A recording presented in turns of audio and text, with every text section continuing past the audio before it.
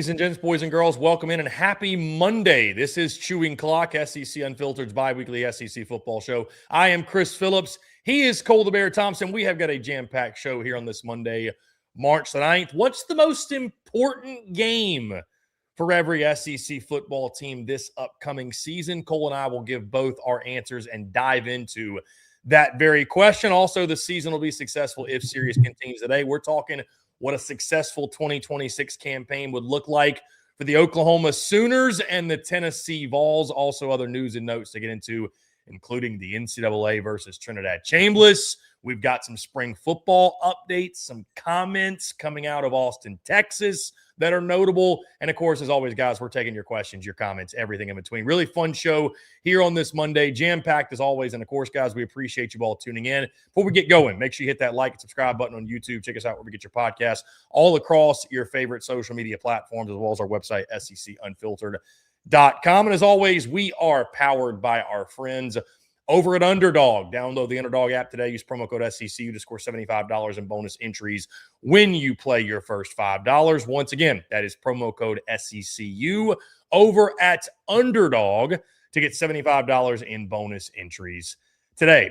This is Chewing Clock. I am Chris Phillips. He is Cole the Bear Thompson. We appreciate each and every single one of you tuning in here on this Monday, March the 9th. We have got tons to discuss, tons to get into, and like I mentioned, my co-host colleague, my partner in crime, my right-hand man, and the man who held it down last week while I was absent. Cole, it's great to be back with you. I really appreciate you taking over the reins while I was – first, I was on vacation. Second, I was fighting for my life the back half of the week, and it's something that we can laugh about now, but it was no laughing matter, say 72 hours or so ago. So appreciate you, my friend, and excited to be back kicking with you.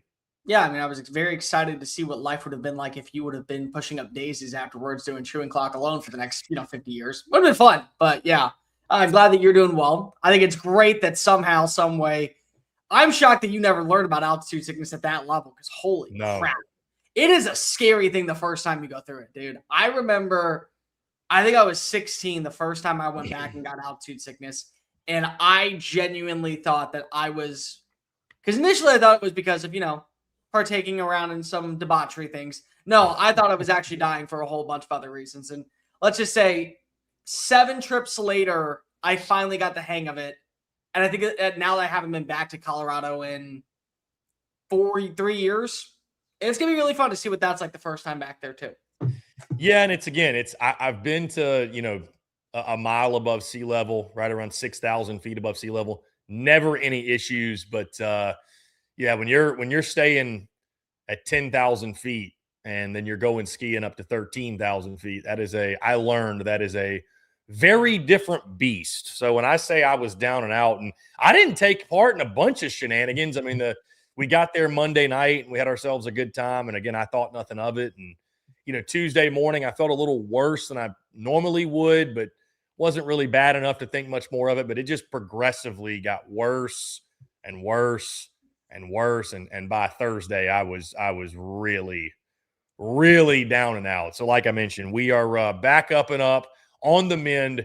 And again, I appreciate you, Cole, obviously manning the controls and keeping the ship afloat last week. But excited to be back with you. Excited to be back with you guys. We really appreciate each and every single one of you tuning in. Like I mentioned, we have got a jam-packed show here on this Monday, March the 9th.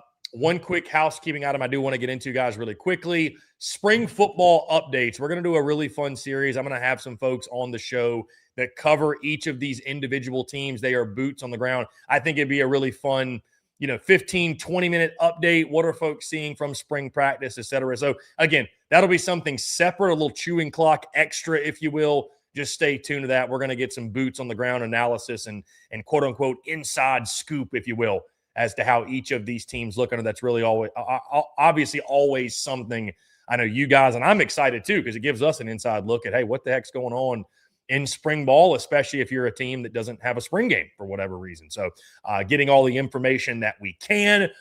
Cole, we're starting to see like videos come out and highlights, and it certainly it gets the juices flowing a little bit, no doubt.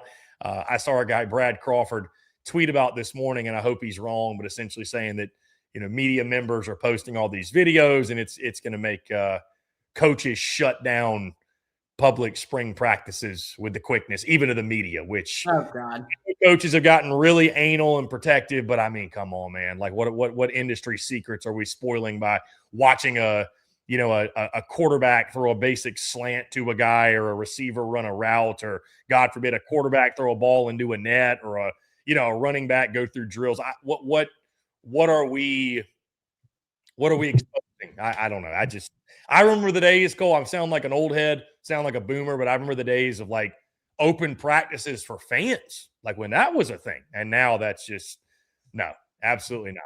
So can't share all the magic, bud. You know the rules. Yeah, that's it. You can't share the secret sauce with everybody. So that being said, though, guys, we're going to move into it. We got some really fun topics today.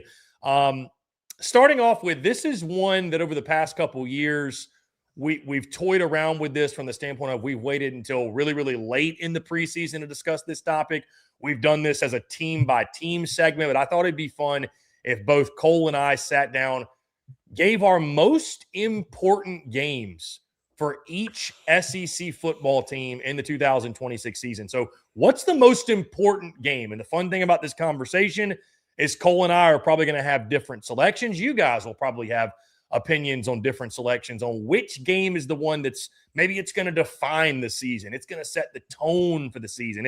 It's going to be the inflection point of the season for said team. In your mind, though, what is the most important game for each SEC football team in the upcoming 2026 campaign? So, Cole, without further ado, let's go ahead and dive into it. Let's go reverse.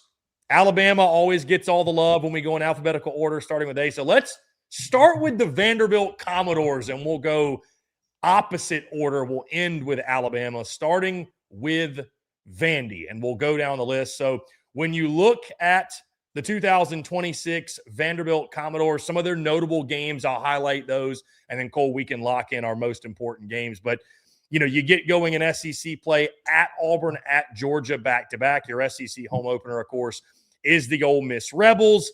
At Kentucky is always a really interesting game. You go to Starkville this year, which could be an interesting game. You host Alabama, the rematch of the game a couple years ago when Diego Pavia and the Doors took down the #1 Crimson Tide.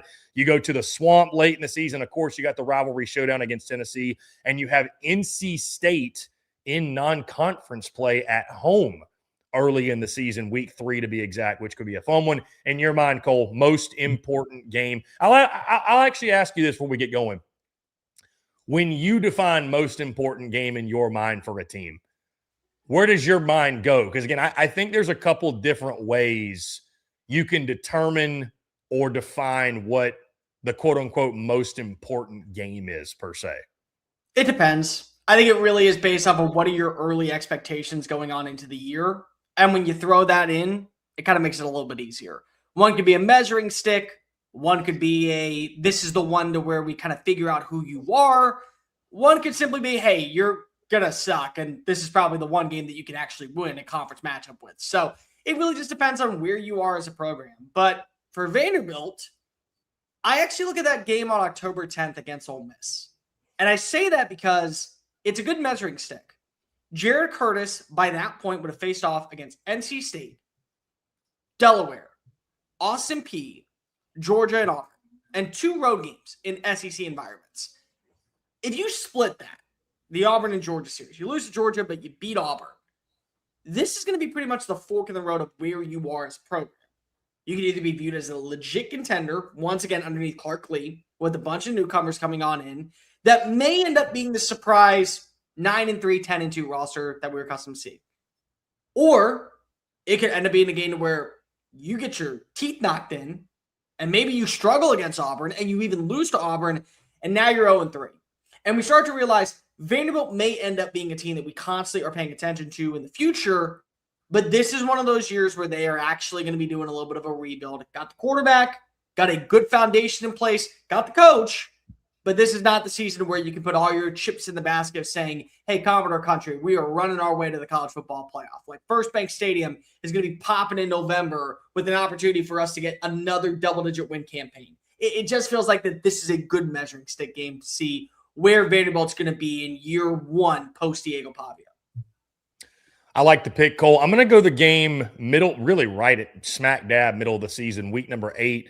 Vanderbilt's road trip to Kentucky. I feel like this is a game, if you followed Vanderbilt football and Kentucky football, this is an important game for both sides. I mean, really, truly. And I think realistically, I am expecting, like, I don't think Vandy's going to win 10 games back-to-back seasons. I think and I don't think they're going to completely fall off a cliff either. But I think we're probably talking about Vandy more in the light of getting to bowl eligibility. I think this is one you probably have to win if you're going to get there. First-year head coach in Will Stein. I know there's a lot of optimism in Lexington, and it'll be, another big road test, obviously. And I think, to be fair, I think a road test, let's see what Auburn looks like. I agree with you. I think that's one that I'm very intrigued by. I know Vandy they had Hugh Freeze's number. Let's see what Alex Golish does. But this will be the first road trip where it's like, hey, pick on somebody your own size. It's more someone that I think will be kind of in line with Vanderbilt's skill set. This, to me, is just one of those swing games that I think Vandy has to have if they're going to get to 6 or more wins in this 2026 season. It'll be a big one for Jared Curtis, obviously that entire football team, but I'm going to go with the game at Kentucky. It's like when Vandy beats Kentucky, it's not always a guarantee, of course, they'll have a good season, but if you lose to Kentucky, you've probably taken a pretty pretty big step back, I should say, in your first season post Diego Pavia. So you're going with the game against Ole Miss. I'm going at Kentucky later in the season, week 8. Cole, how about the Texas A&M Aggies, who are looking to follow up a trip to the college football playoff in 2025 with even more, most important game for the Aggies this upcoming season? It'd be really easy to say the Lone Star Showdown. I mean, it would. It's a game at Kyle Field. It's a game that you haven't won since 2011. Texas has been in the SEC for 2 years, and they're 2-0 against you. But I kind of treat that very similar to how I treat most rivalry games. Like, you just have to put an asterisk next to it. So I'm going to go a few weeks before that. I'm going to say the South Carolina game. And I say that because here's the thing. South Carolina, 2 years ago, you were 7-1. You went to Willie B. That was the moment where things got off the rails immediately, and you finished 8-4. Well, let's go a step further. South Carolina last season jumped up to their biggest lead against any team that they had all season, and you needed an entire second half comeback to guarantee a win. Partially, it was because of you were playing at home in front of the 12th man. Now you got to go back on the road to Willie B. I think that's a really intriguing game because if you're high on South Carolina or believe that the changes that were made by the Gamecocks this offseason, this may end up being one of those like playoff eliminator games, similar to what we saw with Tennessee and Oklahoma last year, where if you win this one, your chances of making the postseason, very much alive. Just got to get past Tennessee, got to get past Oklahoma on the road. You get to welcome in Texas. We all know how they are. And you would have been tested up to this point by going to Tuscaloosa, going on the road to face off against Missouri, having to travel to Baton Rouge to take on LSU. I think Arizona State, once again, is going to be at least a solid team underneath Kenny Dillingham. So you would have had your test to prove where you are as a program. You win this one, you may still be undefeated, and it kind of gives you a bit of a leniency period of, hey, if we lose 2 games, I'm not saying that we want to lose 2 games, but it could be worse. It could easily be worse. I think that right now you look at where you are as a program and say, you lose this one, all bets are off of you going to the college football playoff and repeating as at least 10-win champions. I like it, Cole. And again, the reason I love this exercise is there's so many different directions you could go for so many different reasons. Like when I asked you the question, sometimes for me, it's the game that I think would just be the most high impact win. It's inflection point. It's is it going to determine your fate from being a playoff team or not? So when I go with this one, I'm going to go more beginning of the season. I like your pick. I think you make a lot of great points when it comes to that game in Columbia. I'm going to go early in the season. I know they just throttled them in 2025, but this is a different set of circumstances. I'm going week 4 at LSU because I think this is going to serve as a great table setter and tone setter for Texas A&M for the 2026 season, right? Leading into it, you got Missouri State, you got Arizona State, you got Kentucky. I think those should be 3 wins.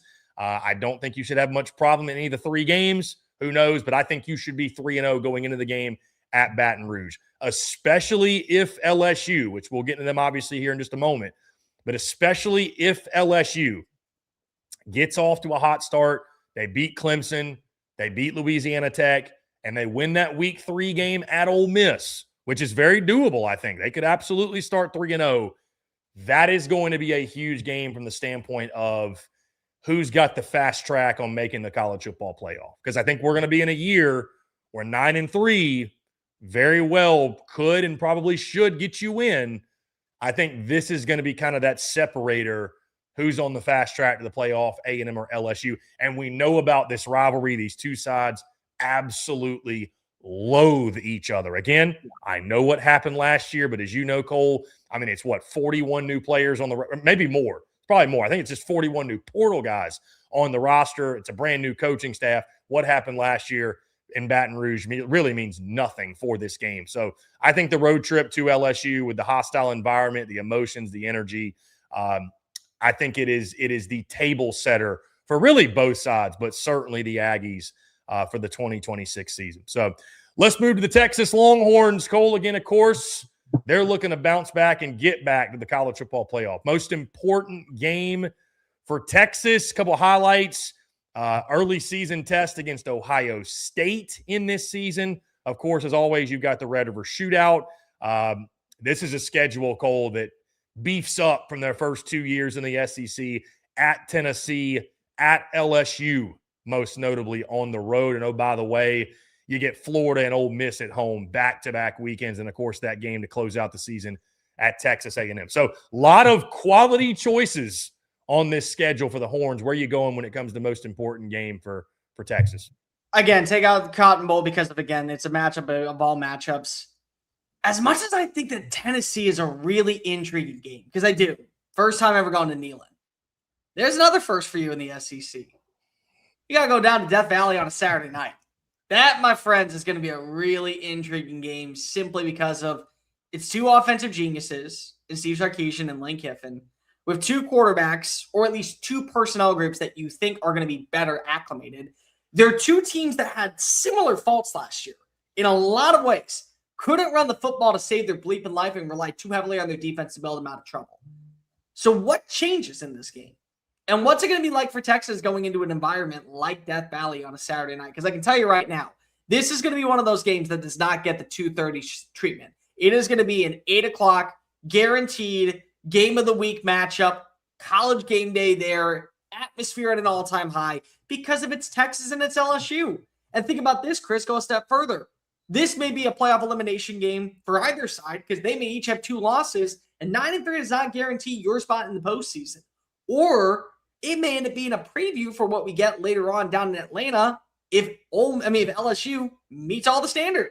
So it's so interesting to say, yeah, I could go ahead and look at what Florida did to you last season, or I can go ahead and say, well, Ole Miss is coming into your backyard.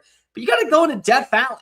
You got to go into a place that people still look at as the most hostile environment in college football, and you got to have your best. And I can tell you this much, the LSU team that we saw last season, there were some pieces that were really, really good. It's going to be like all of that, and then some. And there's going to be a little bit of bragging rights on the line, I think, for both sides for another major reason.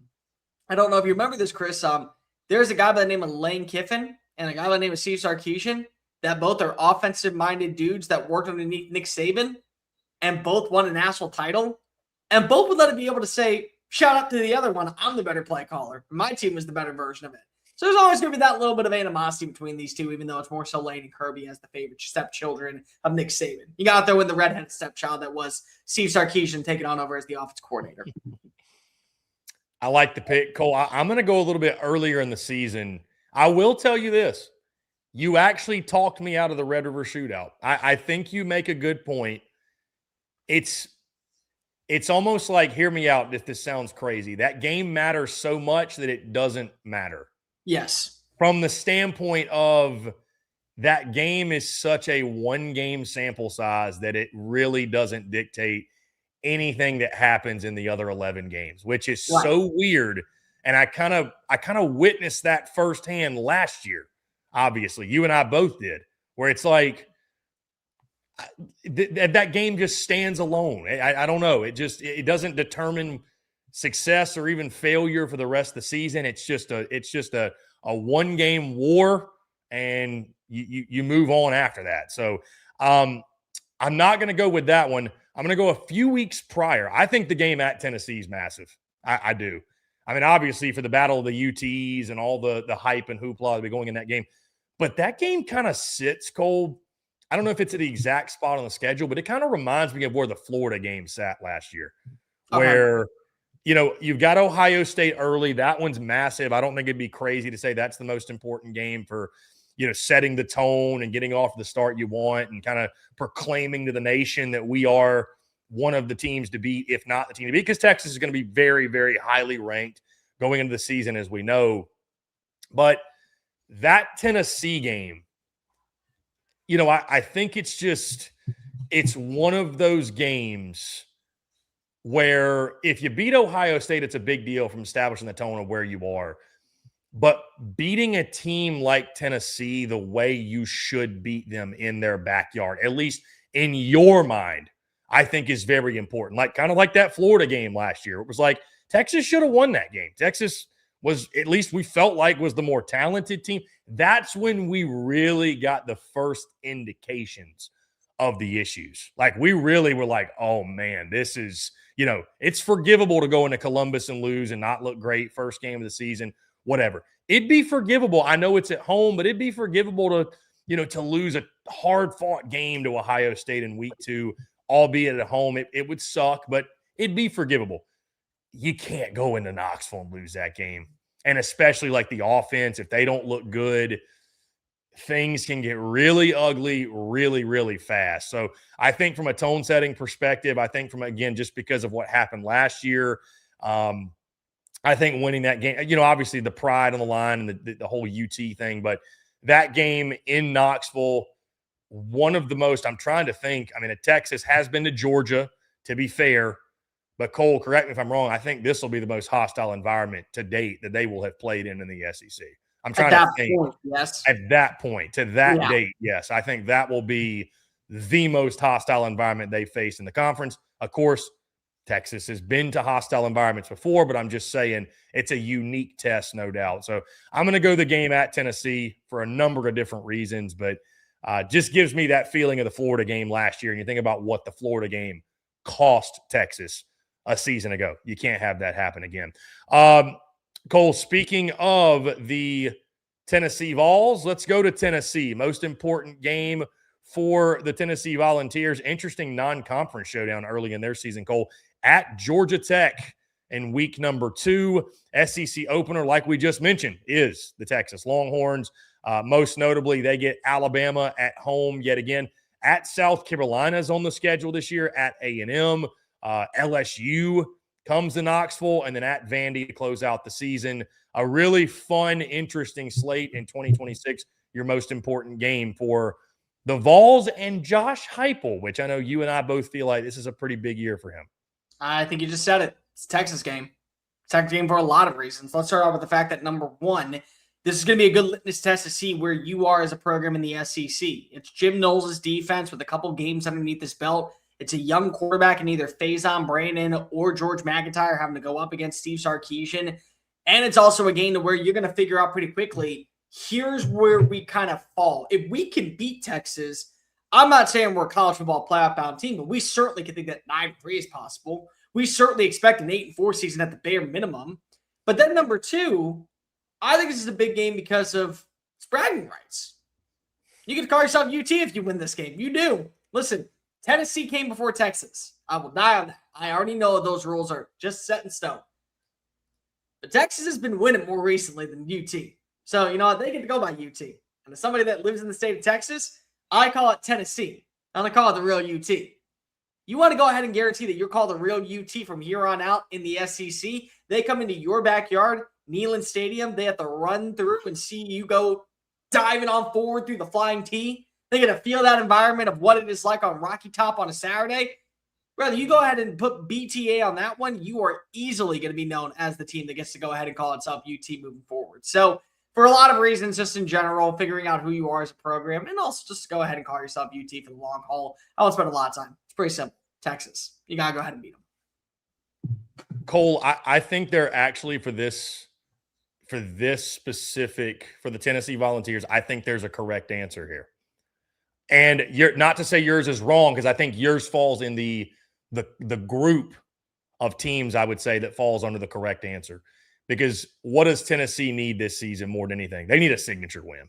They need a signature win over a quality opponent. That was what they didn't have last year. They went 8-4 on paper. You're like, hey, 8-4, not bad.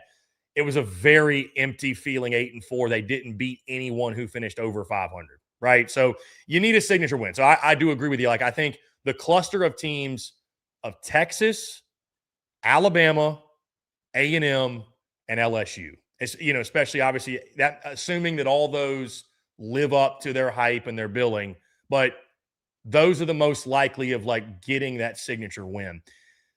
Again, I don't think really any of those is wrong.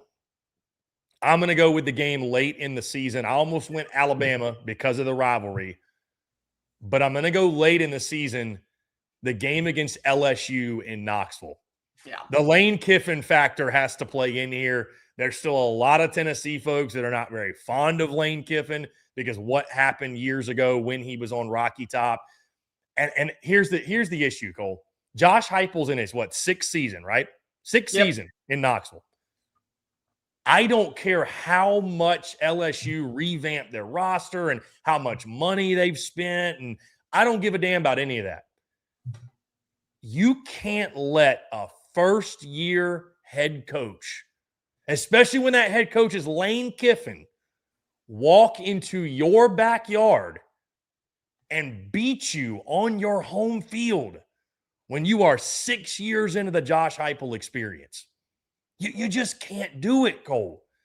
You've had a 6-year head start on what Lane Kiffin is building. You can't let him come into your backyard and beat you. You just cannot do it.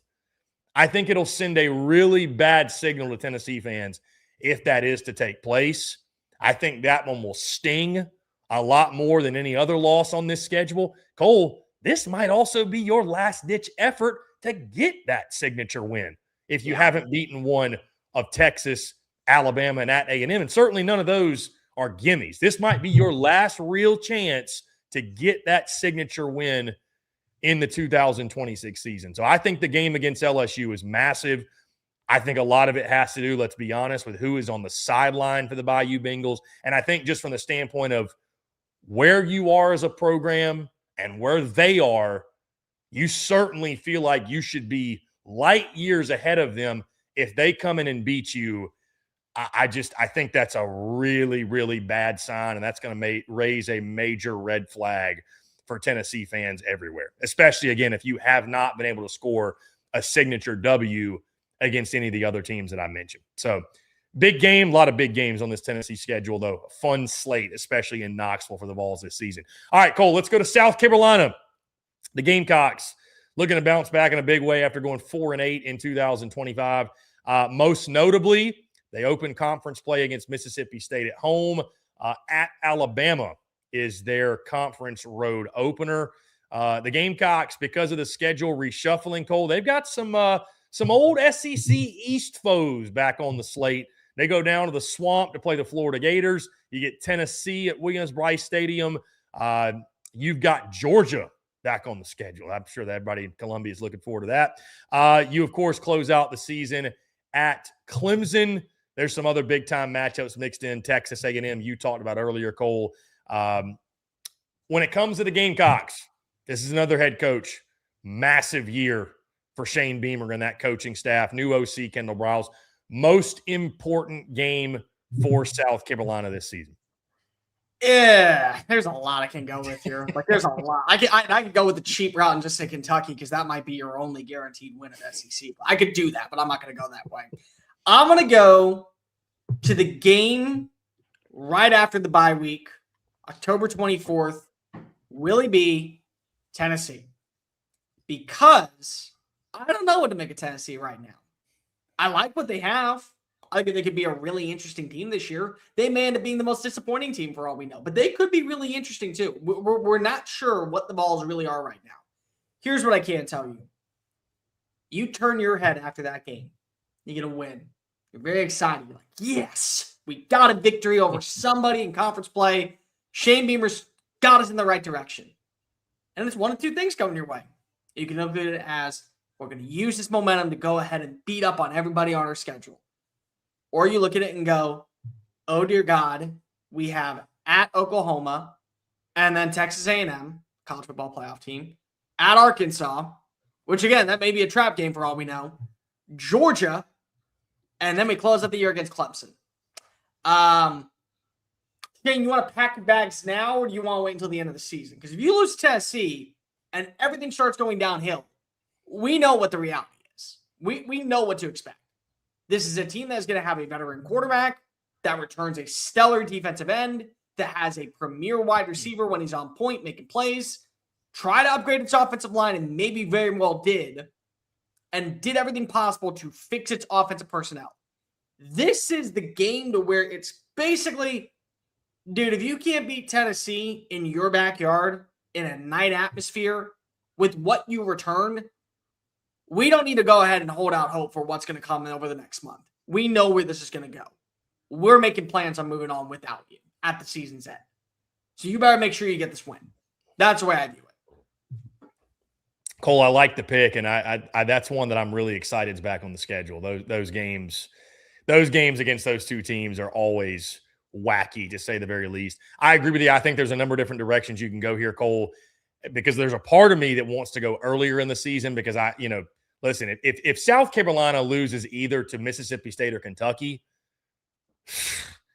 I mean, it could torpedo very fast. Like, they need to get off to a hot start. You've got Kent State and Towson week 1, week 2. I mean, Cole, they need to be 4-1 after 5 to really have an opportunity to have the type of season that Shane Beamer and company need to be back in 2027. But Cole, I think even if they don't go 4-1, if they're 3-2, I think the brass in Columbia is going to stick behind Shane Beamer.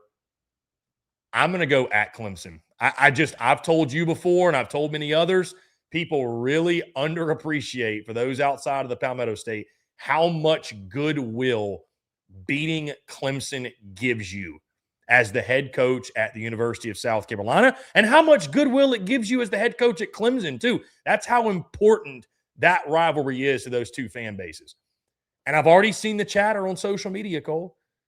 If the Gamecocks go 7-5, but they beat Clemson, how do you feel versus if you go 7-5 and you lose to Clemson? They're already having these conversations about same record, but you lost to the rival or beat the rival. It makes that much of a difference. And I very well think we could see South Carolina come into that final weekend, sitting at 6-5, and it's sort of all on the line for Shane Beamer. Do you get one more year, or is the axe coming down? And I really do believe, right, wrong, or indifferent, that could be the game that sort of determines his fate. Even if you go 8-4, but you lose to Clemson, that sour taste in the mouth could be enough. It could be enough to spark change, as crazy as that sounds. So I'm going to go the game at Clemson. I think it is that important to that fan base. And again, it can buy you a lot of goodwill if you win it, but you lose back-to-back to the Tigers, and you've lost, not only you're not really a competitor in the SEC, but you've then lost the rivalry too. You really have nothing to hang your hat on at that point. So I think that is a massive game for Shane Beamer and that coaching staff to get that win and get the rivalry turned around in their favor for the folks of the Palmetto State. All right, Cole, let's go to the Ole Miss Rebels. I feel like this one could be really easy, but let's have the conversation either way. Your schedule is very interesting. You open up right here in Nashville, by the way, down the road, as you take on the Louisville Cardinals in another neutral site game that none of us asked for. No, I am excited for the game here in Nashville. Cole, your SEC opener, most notably the LSU Tigers, and Lane Kiffin will make his return trip to Vaught Hemingway Stadium. You are then at Florida for your SEC road opener. Other notable matchups include at Texas. You get Georgia at home again. You recall Ole Miss beat them the last time they had them there. You're at Oklahoma. And, of course, you close out in the Egg Bowl against Mississippi State. Cole, your most important game for Pete Golding in his first season as Ole Miss head coach and the Ole Miss Rebels in 2026. Well, it's exactly where you're going to be living, in Nashville. You got to go get that Louisville game out of the way. I mean, everyone knows. For sure. It's against LSU. It's against LSU. This is the easiest of all easy answers. It is against LSU. The rivalry has been re-sparked. It has been reignited to new levels. We're talking about even worse than when you heard Tommy Tuberville say, I'd rather leave Oxford in a pine box. That is what we are worse than that. Because Lane Kiffin played with your hearts, he played with your emotions, and then after he got you to the best season in program history, he said, you're still not good enough for me. He openly said that, and then still try to work his way into, I'm going to coach this team throughout the playoff, even though I'm breaking up with you. And then I'm going to steal all these players to come with me and hurt the program even more. Like, there's no other way that this is not an important game. You could go 1-11 this year, and Pete Golding is guaranteed to get a second season. No questions asked if he beats Lane Kiffin. That's just it. I get the Texas game. I understand the game against the Egg Bowl is going to be really important. I'll go so far to say that I am intrigued at that matchup a week later against Florida. I think the Auburn game is going to be really fun. But nothing else absolutely matters other than shoving it down Lane Kiffin's face and said, you picked wrong, buddy. This is where you were meant to be. You would have had a statue built of you. Now you can go ahead and get the buyout that's going to come your way very soon because it was never a Lane Kiffin run thing. It was always an Ole Miss factor thing. You're going to learn. That is the most important game. Not even up for debate, in my opinion. It may end up being the most important game of the college football season for all we know. Cole, admittedly, in this new era of college football, we've sort of lost this. Many of us remember growing up with the old adage that college football fans would have when it came to their rivals. We could go 1-11, but if that one is against those guys, it was a successful season. And more often than not, that is an overstatement, and I don't think fans really mean that. But Cole, Ole Miss could go 1-11. But if that one is against LSU, I think they would rather go 1-11 and beat Lane Kiffin than go 11-1 and lose to him. And I don't want to speak for all of Ole Miss Nation like that, but I'd be willing to bet you that that is the case. I agree with you. It's the most easy answer on that. It has to be that game. It's going to be the toughest ticket in college football. It's going to be the nastiest, toxic, most hostile environment for good reason. It has to be the LSU game. It just has to be. I'll go a step further. I won't say it would be they would rather go 1-11 than 11-1 because again, 11-1 you're in the playoff. But I guarantee you, they would easily say we can go 9-3 and miss the playoff. So long as one of our wins is against him and he's kept out of the playoff. Like, that's the game that keeps him out of the playoff. Again, that's the way I think it would be. There's no way you could ever tell me that they would rather go 1-11 than 11-1. But you tell me that Lane misses the playoff at 9-3 because of he lost to Ole Miss. Ole Miss is okay with missing the playoff this year. They're totally fine with that. Cole, let's keep it moving. Let's go to the Oklahoma Sooners. Boomer Sooner looking to get back to the college football playoff under Brent Venables. Most notably on their schedule, really fun non-conference showdown early in the season at Michigan in week number 2. You open SEC play at Georgia. Have fun with that. You've got the Red River Shootout, of course, at Florida later in the year. Ole Miss comes to town. You got Texas A&M at home, and then you close out at Missouri later in the year, of course, the last weekend of the season. Cole, most important game for OU this upcoming season. This is tough. So I got to play the same fairness because I'm not going to go ahead and say, well, let's go ahead and not give it to Texas and then give it to Oklahoma. So no Red River simply because of that. Gut intuition right now. I don't know why. I really think of that Texas A&M game is going to be fun. It's going to be very fun because you got two defensive gurus going up against each other with an opportunity to see which quarterback and which overall offensive personnel is better suited. You got a whole new offensive line in play for Texas A&M. You have a veteran offensive line returning for Oklahoma. But the veteran offensive line for Oklahoma was not good last season, so how much more improved are they going to be? Both went out and they brought in some wide receiver help. Both should be able to run the football efficiently enough, and both are going to have defenses that absolutely are going to be run by two of the best to call plays in the game right now. So the question comes down to who gets the last punch and which quarterback is more improved. Both were number 10.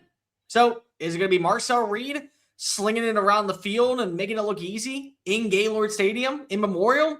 Or is it going to be John Mateer looking like vintage John Mateer? Because by this point, we're going to either know, hey, John Mateer was dealing with the hand injury. John Mateer was dealing with a lot of other issues. The offensive line wasn't great. Or it's going to be, yeah, John Mateer really had that one great game against Michigan, and the rest of the time he was being carried by a defense. We're going to know because that's, at this point in the season, it'll be clear as day who is where. So that game is going to be really, really, really fun in my opinion, just to watch. Yeah, Cole, this is interesting. I agree with you. I don't think there's really one clearly defined answer here. But I'm going to go, I'm going back and forth here. I'm going to go against what you said from the standpoint of I think for Oklahoma, I am going to make it the Red River Shootout. I am. Because I thought about going Georgia, but it's not going to damn your season if you go into Athens and lose that game. But this is a big redemption spot for John Mateer. This is a big redemption spot for Oklahoma after what happened a season ago. This is where we obviously saw him come off the injury. He played valiant effort, but the decision-making really cost them. I know it didn't cost them in the long run from the standpoint of getting in the college football playoff, but, big tone setter, I think, too, for the rest of the season. I mean, you have a 3-game stretch after this you feel pretty good about. You could go 3-0 with Kentucky State and South Carolina, but, yeah, I think that Texas game, I'm not saying it's a bigger game for Oklahoma than it is for Texas necessarily, but I'm going to go with the Red River Shootout for Oklahoma from the standpoint of just because of what happened a season ago. And I think for John Mateer, I think this is the game where he can show that he's taken the step forward from last year and has improved, especially from a decision-making standpoint, going up against, again, what's going to be, I think it's safe to say, yet again, one of the best defenses in all of college football. So I'm going to go Red River Shootout and take the low-hanging fruit, take the easy answer, if you will, when it comes to OU. Cole, let's go to the Missouri Tigers. Sort of feels like a new era for Mizzou with some changes on the roster. Mizzou, most notably, has the Week 2 road trip at Kansas. FKU, say MIZ fans. They open up SEC play at Mississippi State. Florida is the home SEC opener. Most notably, you get A&M at Ole Miss. You've got Texas on your home field. Cole, they got Texas at Georgia back-to-back later in the season. You then close out the season with the home date against Oklahoma. Cole, they kind of remind me of the way we talked about Tennessee. For Mizzou, it's about scoring a signature win on the season, but I'll let you go, obviously. Most important game for Eli Drinkwitz and the Missouri Tigers this season. Yeah, it's a little bit weird, but I think it makes sense when I'm done explaining it. I'm going to go with the matchup on October 3rd against Florida. And the reason I say that is because the Florida and Mizzou kind of feel like that they're in the same trajectory where if you end up having everything hit, hey, quarterback play. Austin Simmons looks really good. Caden Lee, a wide receiver, really nice find. Donovan Knows taking a step forward. Defense, we don't miss much because we've been great this year. Like, add all it up together. It's like, maybe this team has enough juice to go on a run and not college football playoff bound, but definitely one to where 9-3 is possible. And then another 10-win season on the horizon. Ahmad Hardy on his way to becoming a Doak Walker Award winner and future first-round pick. But at the same time, I think it's a pretty good litmus test because you should be better than Mississippi State, and you probably should be better than Arkansas and even Kentucky. But are you better than Oklahoma? What about Ole Miss? What about Texas A&M? Are you better than those teams? Because if you are, then you should handle business against Florida. Because I think all those teams right now are probably better than Florida going into the year. So I think it's just a good identity test of where you are as a program. If you beat Florida and you beat them convincingly, you got to feel pretty good about your chances to hold your own and maybe pull off an upset win here and there. If you get beat by Florida, maybe it goes right back into that conversation you said about Tennessee. Hey, we're just looking for a signature win. That's it. Like, just looking for a signature win. And that might be almost impossible at this point because we got our asses kicked by Florida. It's just one of those things. Yeah, I think that's fair, Cole, and I think it's interesting. You know, I've been fortunate enough. A couple of my buddies here in Nashville are Missouri fans and went to Mizzou, and there's definitely a restlessness setting in of, okay, we're good, but are we getting closer to great, or are we trending back towards average? Like, kind of like which way are we going? Yeah. And so I think that was the frustrating thing of last year. It's like it was very similar, like we talked with Tennessee. It's like, I mean, you were solid, but you just didn't have that win that you could hang your hat on that shows, see, we are trending in the right direction. Like, we are getting closer, knocking on the door, making the college football playoff, being a real factor when it comes to the national conversation. So I think if you're Missouri, I think you need that win. I think the Florida game is a good pick, Cole. I definitely understand where you're coming from. I'm going to go a week later and say Texas A&M. I think that's the one. I think beating Florida, it'd be nice, and I think it's one that certainly you want to win. You feel like you need to win. You know, it's a first-year head coach, brand new roster. Okay, like, you know, that's a game. But I still feel like that one would almost be one where, like, yeah, we should have won that game. A&M, I think, would move the needle. I think it would actually move the needle of, like, okay, we are a force to be reckoned with. We are a factor. Like, this is like the Bama game of last year. This is like so many others. Like, we just couldn't get over the hump. We're so close, but we just can't get over the hump. The A&M game could be the domino that sort of topples everything else moving forward and gets Mizzou on a path that maybe they're one of the surprise teams in the SEC, middle of the pack, that we look up at season's end and they're 9-3, 10-2, fighting for the college football playoff. So, and I think that's what Mizzou fans want more than anything is, hey, give us some sign of life that we are on the trajectory moving forward, getting closer towards that. I'm not saying that like Eli Drinkwitz's job is at risk or anything, but there's definitely a restlessness settling into the Missouri fan base. They need that big win to show them that we're getting close to kicking that door down and getting to that point of competing at the highest level. So I'll go with the Texas A&M game. I think that can be the needle mover for them. Signature win early on and set the tone for the rest of the season. Cole, let's go to Mississippi State. Shout out to Jeff Lebby and the boys. We've actually got some Mississippi State love in the comments from earlier on. Our guy Riley Carruthers 20 is in the chat. He gives his opinion on the most important game for Mississippi State. He says it's against South Carolina, the first conference game. So week 3 on the road, possibly at night. Let's hear what Cole the Bear Thompson has to say. Mississippi State, a big year for Jeff Lebby. Cole, of course, they open up the season with ULM in week 1. Interestingly enough, week 2 at Minnesota. Interesting game in non-conference. Like he mentioned, at South Carolina, week number 3 to get conference play underway. Missouri is your conference home opener. Outside of that, most notable matchups, Bama at home, at LSU. You get OU at your place. I'm just going through the entire schedule because it's so tough. At Texas. You get at Ole Miss, of course, in the Egg Bowl end of season.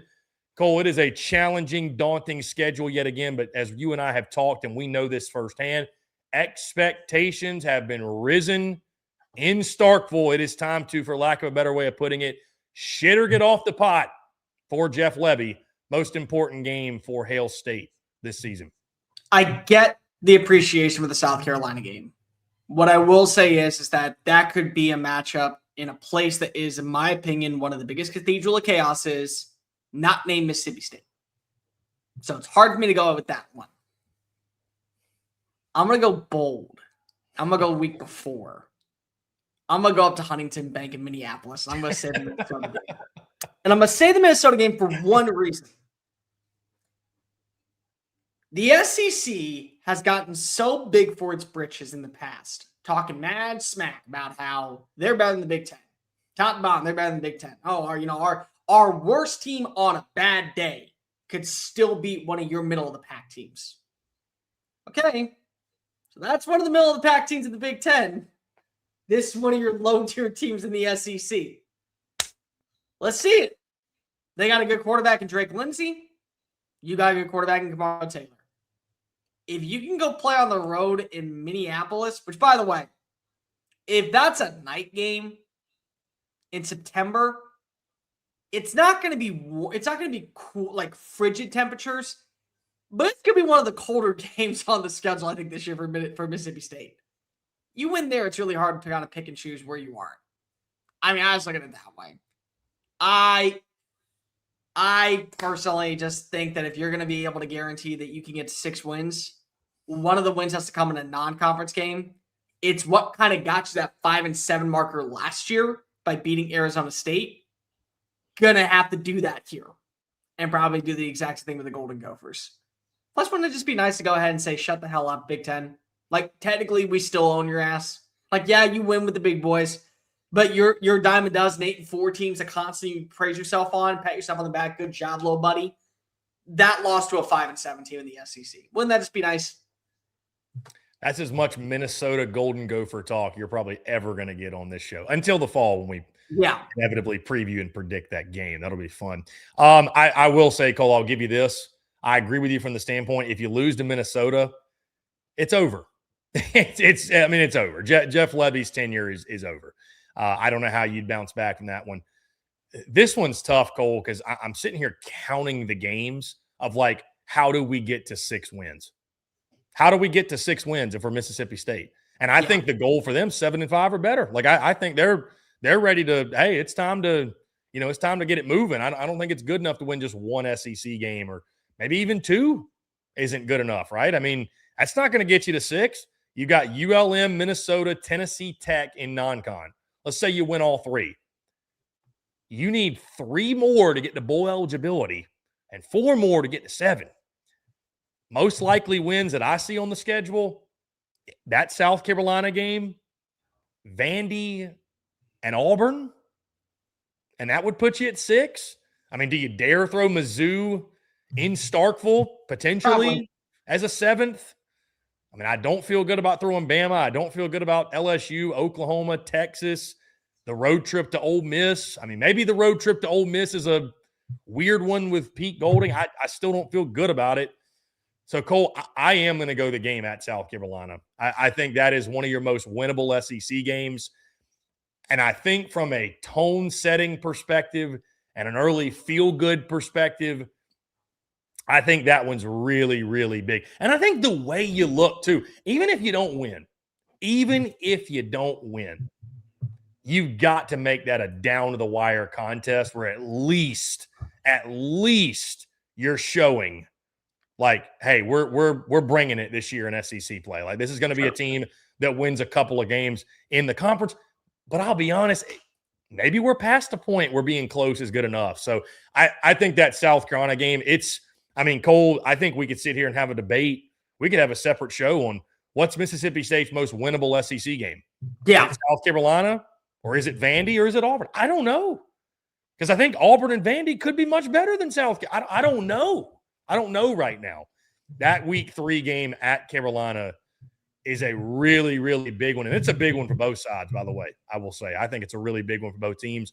I will go the game week 3 at South Carolina, most important game for Mississippi State. All right, Cole, let's go with the LSU Tigers. Year 1, Lane Kiffin opening up his tenure with Clemson. You then get, most notably, of course, week 3 at Ole Miss. Texas A&M comes to your place. You go to Auburn. I'm glad this one's back on the schedule, Cole. Those LSU Auburn games, growing up with those used to be some all-time classics. You get Alabama, of course, in their normal slot. Texas finally is coming to Baton Rouge in some sport. You're at Tennessee, second to last weekend of the season. Close out the season. Love to see the Arkansas game, Cole. Battle for the Golden Boot back in the final weekend of the season. Most important game for the LSU Tigers in year 1 of Lane Kiffin. I mean, that Golden Boot game has got to be fantastic, right? I mean, like, we all know that's the biggest threat. You picked LSU over Ole Miss. You said out loud to everybody, this team that's 11-1, the best season in program history, is still not good enough in my eyes. Piss off. I'm going to Baton Rouge. You openly said it's a better job. You quite literally looked at your quarterback, your running back, your entire staff, your athletic director, and said, yeah, it's a better job. Just is. So you're not good enough for me. And I'll be completely real. He's not wrong. LSU is a better job than Ole Miss. It is. Unless you don't beat them. You got to back it up. You have to back it up. You have to go into Oxford and say, this is why I left you. I left you because of I'm coming to this school to basically bury you year in and year out. Because remember, when I was at this school, I was able to beat LSU. Now I got LSU's resources, LSU's money, LSU's buy-in, boosters, players that would scoff at Ole Miss. They all want to play for me. It means absolutely dog water if you go back to Oxford and you find a way to lose. It means nothing. Because then you were wrong to pick the school. Yeah, you weren't wrong to take the money. Yeah, you weren't wrong to go ahead and get a bigger upgrade in an office and all that. But you went about this charade of like, oh, dude, I got to listen to what's going on internally. And I got to have and ask these questions, not everything's on the table. Knowing deep down inside you had already taken the LSU job weeks before. You got to go back into the place where you said not good enough for me anymore and make sure that they know this is why you were not good enough for me. Much like I said for Ole Miss, I don't think this is a debate. You openly told a playoff team, I'm too good for you. I don't need to be here anymore. You better not lose when you go back there. Like, it should be a non-negotiable. Like, LSU fans should absolutely be standing outside of his office with torches and pitchforks if they lose to Ole Miss. You can't get the Ole Miss coach and then find a way to lose in Oxford. You just can't. Yeah, Cole, I'm going to agree with you. And I think what makes showdowns like LSU and Ole Miss awesome, and this goes for really I think anytime, Cole, you look at two teams and their most important game is each other, I think that really sets up for an incredible matchup. And I think that's what we have here. I don't know. I agree with you. I don't know how you go with any other game. I don't know how you go with any other game than the game at Ole Miss. All of the focus will be on that one. All of it. That'll be the ultimate tone setter and just the ultimate feather in the cap for each of them to get the season going. It has to be that game. Let's go a step further, dude. You look across week 3 of the college football season. Like, just looking at next season, you're like, okay, what's a really exciting game that I could be paying attention to? Well, I got that big pick game. Alabama plays Florida State. Maybe Florida State's going to be really good. Auburn, Florida, that could be a really interesting game. Oh, man, what's going on in the Big Ten? Nothing matters. Like, I can tell you right now, there is every Big 10 fan, Big 12 fan is going to be staring at what's going on in Oxford that night.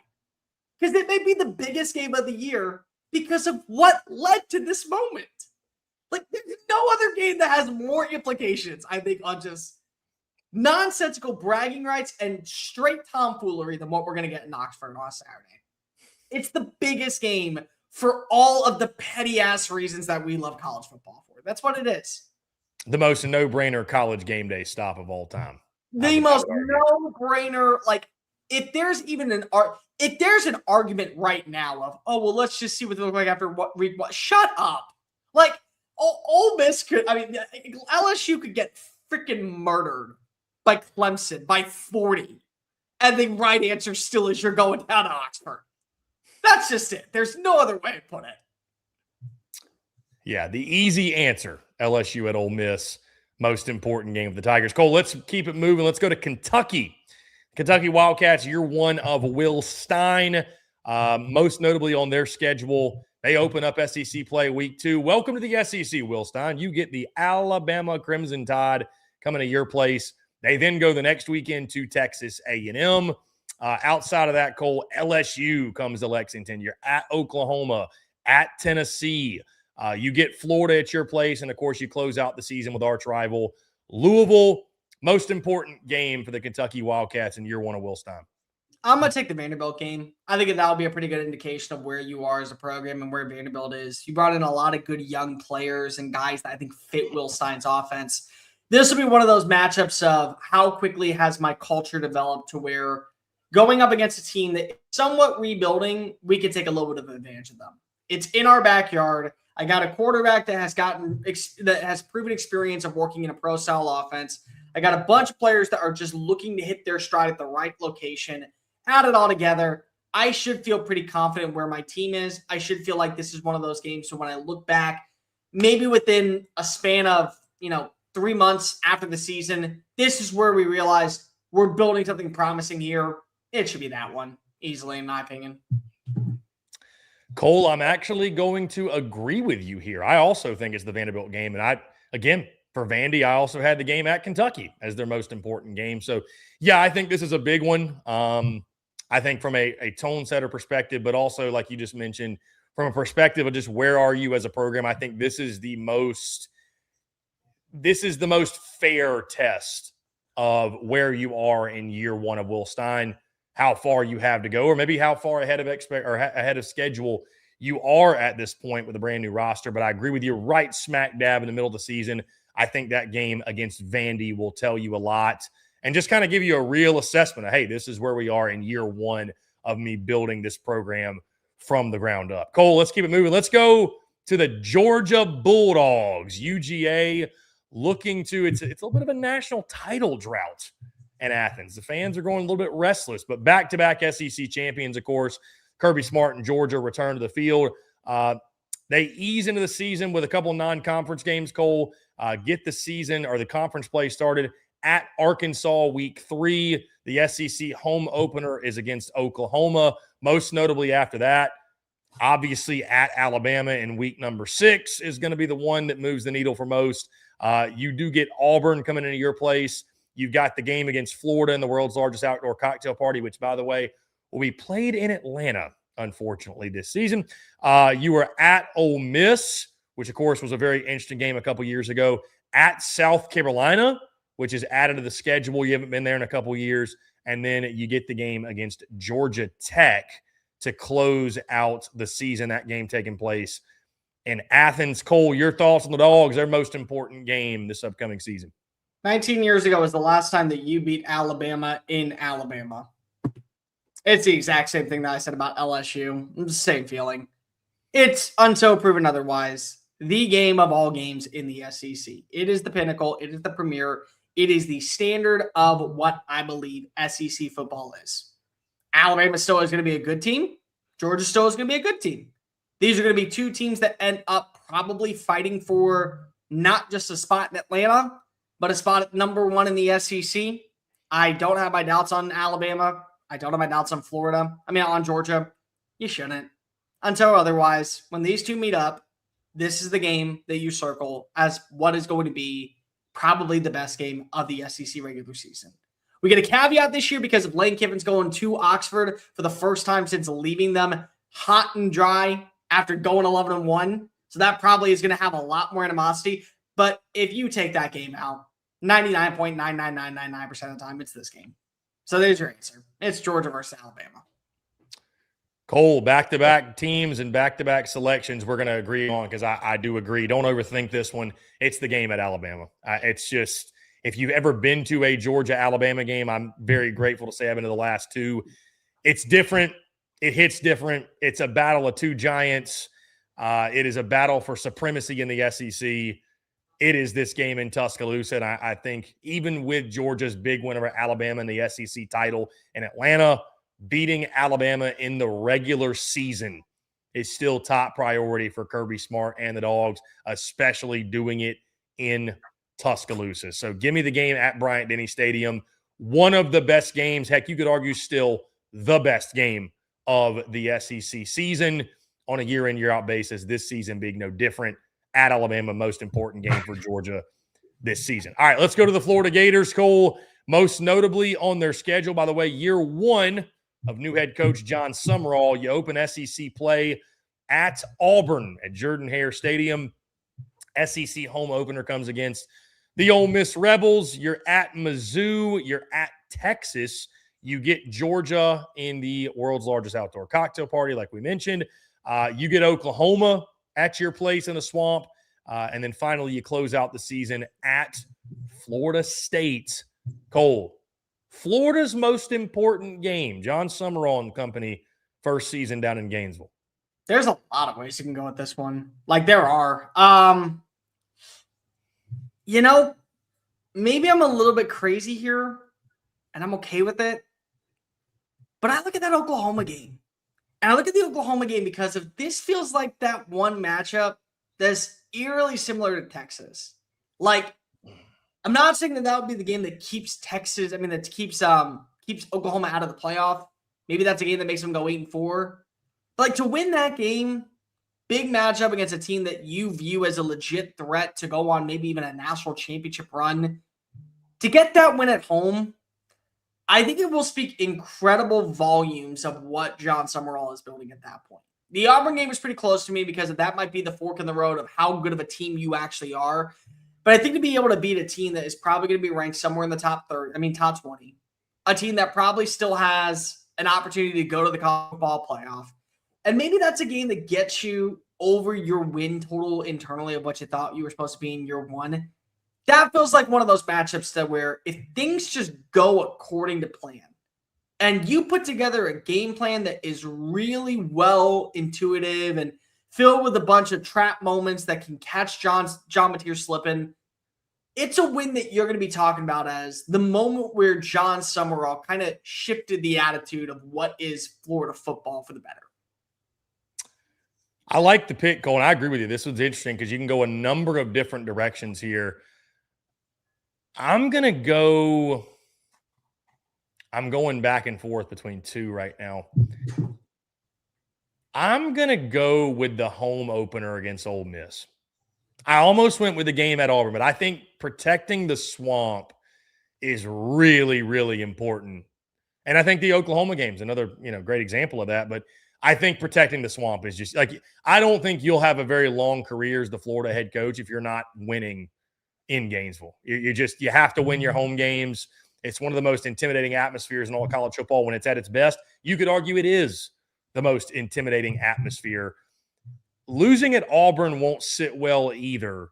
And I know Ole Miss should be a better football team than Auburn, but I still look at it as like, hey, first-year head coach Pete Golding, first-year head coach John Summerall, what that could do from a momentum standpoint and a setting the tone standpoint. I'm going to go with the Ole Miss game. I'll admit to you, Cole, this is probably the pick I've felt the most, not to say there's like a right answer, but I'm not like really sure on it from the standpoint. Like, I just think you can go so many directions here. I will go Ole Miss, though. I'm going to go with Ole Miss. I think there's obviously a lot of opportunities for Florida in year one of John Summerall to have like a big moment, breakthrough moment, if you will. I think Ole Miss could be a big one for them, though, on the home field. If you can take down Pete Golding, Trinidad Chambliss, Kawan Lacey, and the rest of that group. So, again, your first SEC home game as Florida's head coach. What an opportunity for John Summerall and company. Cole, let's go to the Auburn Tigers. Auburn, speaking of, new head coach, Alex Golesh gets year one of his tenure underway, and he gets it going in a big way. An Atlanta neutral site game against the Baylor Bears in non-conference. Cole, like we mentioned, you open SEC play with the Florida Gators coming to town. Most notably after that, you are at Tennessee. You're at Georgia. You get LSU. You're at Ole Miss. And then you close out the season at Alabama. Cole, most important game for the Auburn Tigers and Alex Golesh in year one. I will take your approach with Florida and bring it over to Auburn. First home SEC game. It is against Florida. Setting a standard. Think about this for a second. John Summerall, for a while, was pegged to be Auburn's next head coach. Everyone said that John Summerall and Auburn just fits like a glove. And then it didn't. And so you pivot on over to Alex Golesh. So the guy that you thought was going to be going to the Plains is now going to the Swamp. You get a guy who many people thought was going to Arkansas, now going down to the Plains. How do you feel about that? It's a lot of the same pieces that you've implemented during your time at South Florida coming with you. So what if you end up seeing the results of a team that has a very good defense and an offense headlined by the only returning quarterback in college football with 3,000 passing yards and 1,000 rushing yards, and stableness when it comes to the overall offensive identity, and you get a win. Okay? And you use that win to propel you to what I would consider to be a solid 8-4. Listen, Auburn is not supposed to be a team that expects 8-4 seasons. But when you're constantly going 6-6, you'll take an 8-4. You'll love an 8-4. You'll treat that like it's 10-2.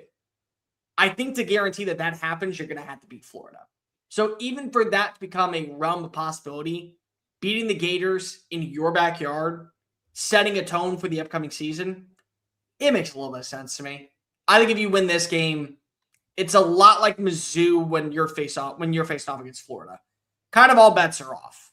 I could see you making a few upset wins, going down to the wire with a few teams, and kind of the attitude of what we know about Auburn football changing for the better because of it. I like the pick, Cole. I do. I'm going to go a little bit of a different direction. I'm going to go the game at Alabama to close out the season. It has been a long time since Auburn beat Alabama in Tuscaloosa. I mean, a long time. And I'm not saying it's going to happen this year or that the expectation should be that it needs to happen this year. But a lot of those games haven't even been competitive. And we all talk about the Iron Bowl and how great of a rivalry it is. And it is. It is. You could argue the best rivalry in college football when it's played at Jordan-Hare. When it's played at Bryant-Denny, it's still a great rivalry, but it doesn't have the same juice. That rivalry means a lot, of course, and goes a long way. I think the way you look in that one is important. I think by that point in the season, certainly you're going to know who you are, and you should be clicking on all cylinders. I don't see Auburn as a place, Cole, where there's a lot of patience to be had. And I don't think, if you go into that game and you look like you're just light years away from Alabama, like I don't think that's going to be – you're going to get a pass because it's year one. I just don't see it. So I think putting up a good showing at minimum in that game, showing some signs that, you're catching up to your rival, and you can sit here and say, like, oh, is all the focus on Alabama and the rivalry? And, like, yeah, kind of. I mean, it just matters to that degree, I think, for these two and certainly for the Auburn Tigers. So that game at Alabama, I'm going to go with that one. The Iron Bowl means so much. Alex Golish's first Iron Bowl coming in Tuscaloosa, I think is going to be a pivotal game for him and a big one. And again, not to say that, it's going to determine the outcome of his tenure one way or the other, but it is a big game. It is a massive game. And again, I think people want to see just how close you are to competing with your arch rival. Cole, let's go to the Arkansas Razorbacks. Ryan Silverstein, welcome to the SEC. His first season gets underway. Say it again. Want to try again? Oh, Silverfield, yeah. Why do I always mess this name up? You know what I want to know? Yeah. You know what I want to know who Ryan Silverstein is. Well, Shel Silverstein was a writer that we knew when we were growing up, like these very famous like children's books. So maybe that's forgive me, that mountain air did hit my brain, so it probably scrambled some things up. Anyways, Ryan Silverfield, I apologize. We're off to a great start, year one of his tenure. Back-to-back non-conference games, specifically or most notably at Utah in week number 2. Cole, Ryan Silverfield gets welcomed to life in the SEC with the Georgia Bulldogs coming to Fayetteville in week 3 for the SEC opener. Your road opener is a couple weeks later at Texas A&M. You then most notably have Tennessee coming to your place. You've got Mizzou. You're at Auburn. You get South Carolina. You are at Texas.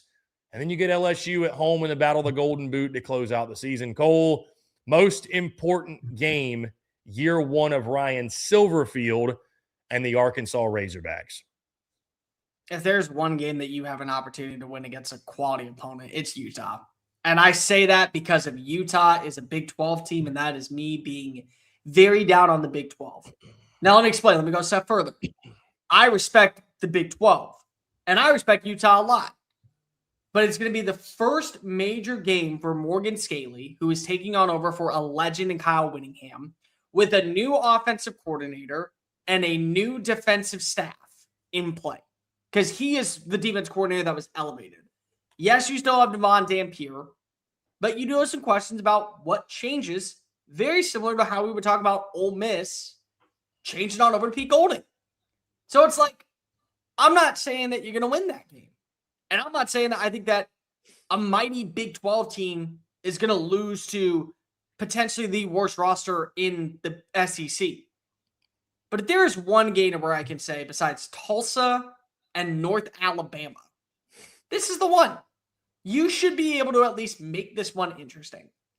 I genuinely look at your schedule every single year, and I kind of pray for Arkansas fans. I just want to give them a hug and a cup of chili with no beans, naturally, and let them know that we feel for you around the conference. We do. Not because we don't love you. We actually hate you. Every other school hates you. But who did you piss off so badly inside of the SEC scheduling office to where they say, this is what we're going to give you every year? Here's your schedule. You don't get those breaks. Like, you're welcome to the party with a coach that a lot of people were not high on to begin with is against Georgia. That's your welcome to the SEC moment. Oh, and it doesn't get much better than that. It only gets more challenging along the way. So the Arkansas versus Utah game I'll throw out there because I think it's probably the most likely. If there is even what you consider a most likely. Yeah, Cole, not to get too far ahead of ourselves, because you and I will lock in game-by-game predictions and predict the order of finishes and all that good stuff as we get into the summer months and, we get to that time of the preseason, if you will. But, man, I don't know how you look at Arkansas' schedule and find 6 wins. I don't know how you do it. I really – or 5. I mean, hell, finding 4 is tough. That being said, though, we're here to talk about most important game. Cole, just to be different from you, I'm going to go with a game that I think could serve as a huge area of opportunity for Ryan Silverfield. Even if you won 4 games or won 5 games, boy, what a feather in the cap this could be, because this is a team that Arkansas has just not been able to beat. I'm going to go with the Missouri Tigers. I think the home game against Mizzou, week number 9, coming off of the bye, maybe, just maybe, coming off the bye, having 2 weeks to get ready and get going, man, that could build a lot of goodwill for him early on in his tenure if you can finally beat Mizzou. That's such a hated rivalry, if you will, and Mizzou just seems like beats him like a drum every single year. So give me the game against the Missouri Tigers.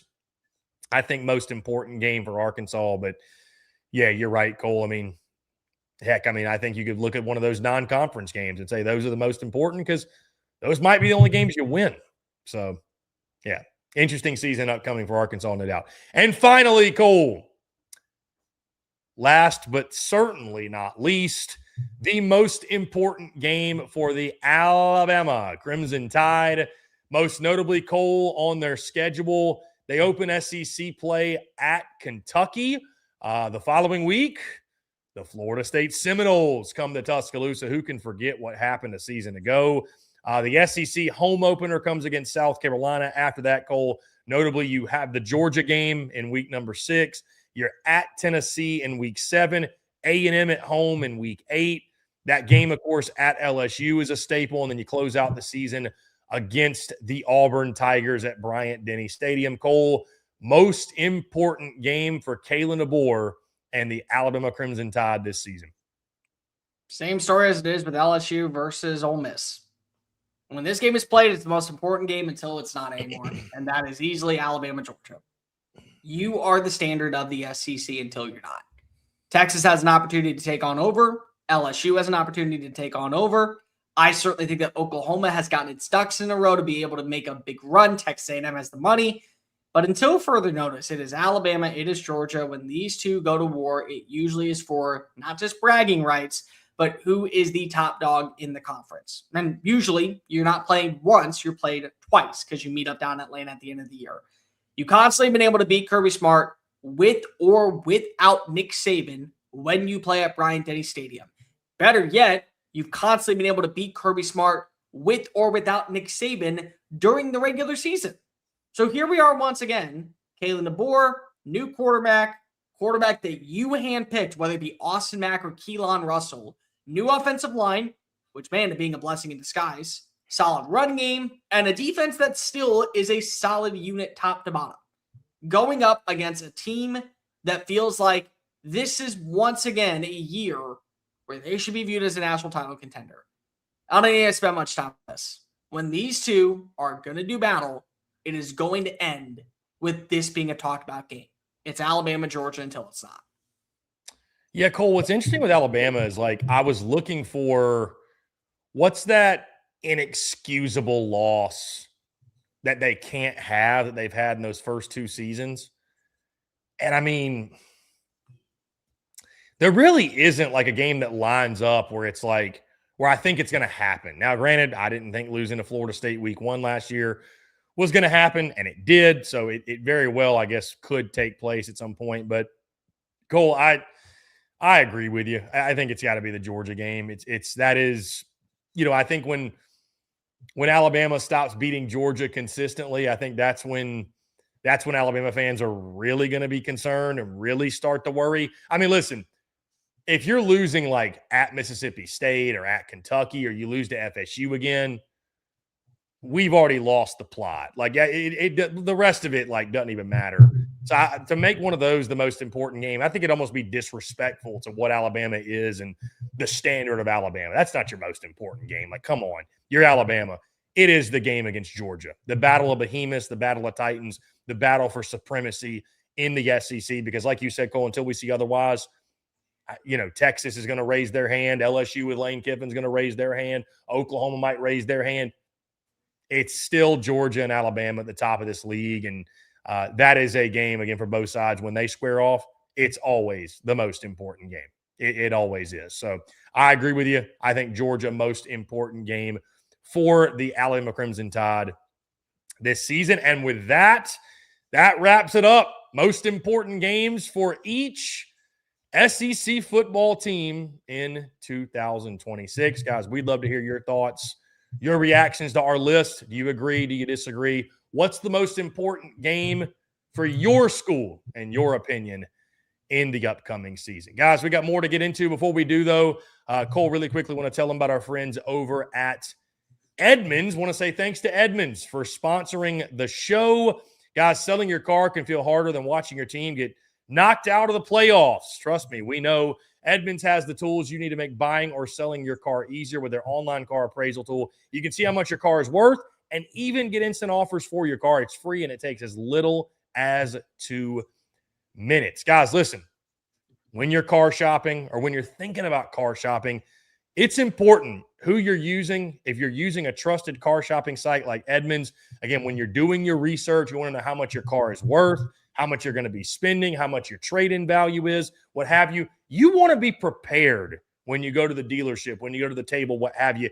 Edmunds is there to make sure, whether you're in the market to buy or sell, that you're going to be ready to go and you're going to have full confidence when you're doing your shopping. Over 50 years of trusted car shopping advice and price guidance all in one place. Edmunds' unbiased reviews and industry expertise help you buy or sell cars with confidence. Your car appraisal offers can be used as leverage at dealerships to trade in your car, to sell your car to a dealer. Even if you're not ready to sell, you can check to see how much your car is worth, keep tabs on the value of your car. Even if you're just curious, check your car's value with their free tool. Guys, if you're selling your car, check your car's value today to make sure you're calling the right play. You can find out how much your car is worth quicker than a commercial break. Just go to edmunds.com/appraisal. That's EDMUNDS.com.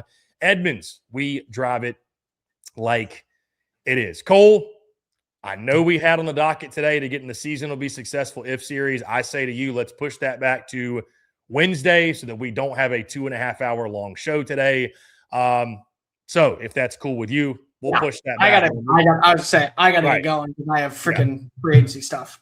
We've got time to do that. So Cole, we'll close it out. Any news and notes you want to get into? I know the NCAA versus Trinidad Chambliss thing is something that's that's taken over by storm. We've got some stuff coming out of spring ball. Nothing really like earth-shattering that's come out, but anything in particular you want to give your thoughts on or make a statement on or anything? I wish I had enough time to be able to do it. All I will say on the Trinidad Chambliss stuff is, guys, at some point, we just got to come to the agreement and say, you get 6 years, you get 6 years. Now, I'm not saying that for Trinidad because I think Trinidad is going to play. At this point, I think the NCAA is just going to have to accept it. The courts ruled in his favor. That means that he's eligible to play because there are no rules that dictate it in the state of Mississippi. He's going to get the extra year. But we have got to come to some formatted agreement of how we're going to go about it's okay for one and not okay for another. Because of Trinidad did not play. He did redshirt. It's clear the evidence was backing it. But Joey Aguilar played junior college football. And Diego Pavia played junior college football. And one got the nod and one didn't. So I'm going to say on that one. Got to come to some agreement. But NCAA, lay down your arms. You're not getting it. You're just simply not going to get it with this one. Trinidad Chambliss is starting QB1 for Ole Miss in 2026. Move on with your pretty life. Enjoy the rest of your day. I would agree with you. I don't know what the NCAA is trying to do or what point they're trying to make with this, but it's not going to go in their favor. I don't think it's going to end the way they hope that it does. So that being said, Cole, I know you got things to do. I got things to do as well. We'll go ahead and get out of here. Like I said, guys, we'll bump the season will be successful if series to Wednesday, or at least continuing on with it. We'll talk Oklahoma, Tennessee, and we've got another fun topic planned for you guys into Wednesday. Cole, this was fun. This was a lot of fun. Really appreciate you. Really appreciate you all tuning in. As always, guys, one quick reminder, check out our friends at Underdog. Download the Underdog app, promo code SECU, $75 in bonus entries when you play your first $5. March Madness, college baseball, college football, of course, but NBA, NHL, whatever it is. How about golf? It's getting deep in the golf season. They've got it at Underdog. Download the app, promo code SECU to get that $75 in bonus entry today. We're going to get out of here. We're going to wrap it up. We really appreciate you all. Mondays and Wednesdays, you can check out Chewing Clock, 2 o'clock Central.